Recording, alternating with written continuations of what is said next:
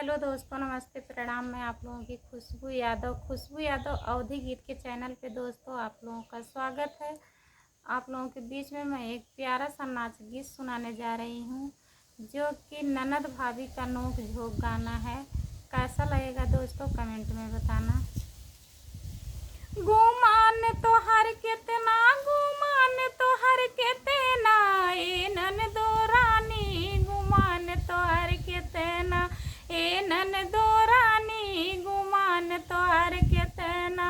जौने नैहरवा पे इतना गुमान बा, जौने नैहरवा पे इतना गुमान बा, ऊही नैहरवा पे राज हमार बा, ए ननदो रानी, गुमान तोहर कितना, ए ननदो रानी, गुमान तोहर कितना, गुमान तोहर कितना, गुमान तोहर कितना, ए ननदो रानी, गुमान तोहर कितना।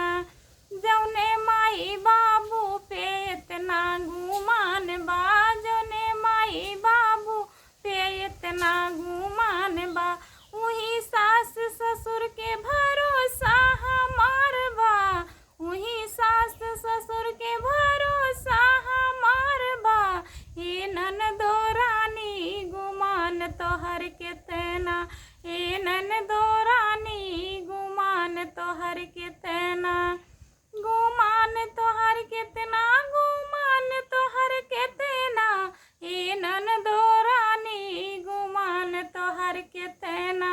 जौने बीरनवा पे इतना गुमान बा, जौने बीरनवा पे इतना गुमान बा, ऊहू बीरनवा पे हक हमार बा, ऊहू बीरनवा पे हक हमार बा, हे ननदो रानी, गुमान तोहर कितना, हे ननदो रानी, गुमान तोहर कितना, गुमान तोहर कितना, गुमान तोहर कितना, हे ननदो रानी, गुमान तोहर कितना। कैसा लगा दोस्तों, कमेंट में बताना।